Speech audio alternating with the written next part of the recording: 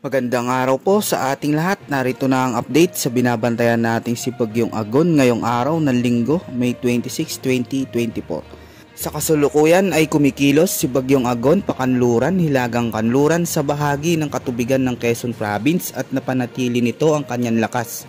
Huling namataan ang sentro ni Bagyong Agon sa malaking bahagi ng baybaying karagatan ng San Francisco, Quezon Province. Taglay nito ang lakas ng hangin na aabot sa 50 km per hour malapit sa sentro nito at gustiness na aabot sa 80 km per hour. Habang kumikilos ito pakanluran, hilagang kanluran sa bilis na 20 km per hour.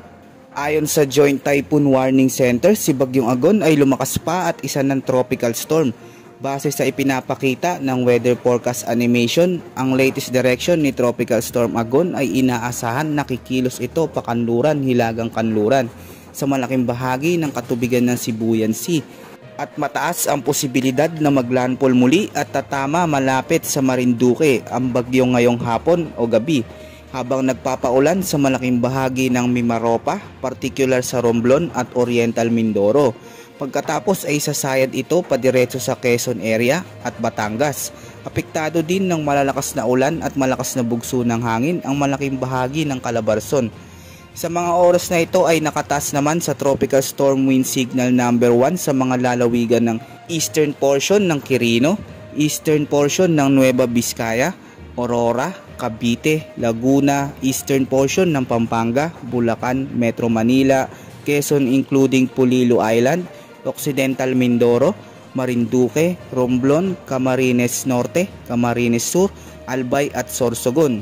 Mataas na ang posibilidad ng mga pagbaha at malalakas na pag-ulan na aabot sa 100 to 200 mm sa malaking bahagi ng Quezon, kabilang ang Polillo Island, silangang bahagi ng Laguna at Rizal, Romblon, Camarines Sur, Camarines Norte, Catanduanes at Marinduque. Habang sa 50 to 100 mm naman ang inaasahan ng mga pag-ulan sa silangang bahagi ng Isabela, Metro Manila, Aurora, Oriental Mindoro, Occidental Mindoro, nalalabing bahagi ng Calabarzon at hilagang bahagi ng Western Visayas. Samantalang bukas naman ng hapon o gabi hanggang Martes ng gabi ay asahan ng ulan na aabot sa 100 to 200 mm sa bahagi ng Quezon, kabilang ang Polillo Island, Catanduanes, Camarines Norte, Camarines Sur. Samantalang aabot naman sa 50 to 100 mm sa Aurora, Laguna, Albay, Rizal, hilagang bahagi ng Masbate, silangang bahagi ng Isabela, kabilang ang Burias Island. Inaasahan din itataas sa Tropical Storm Wind Signal number 1 ang mga ilang lugar sa Calabarzon, Central Luzon at Mimaropa. Posible din na i-upgrade ng Pag-asa ang lakas ni Bagyong Agon sa Tropical Storm Wind Signal number 2 sa mga susunod na update.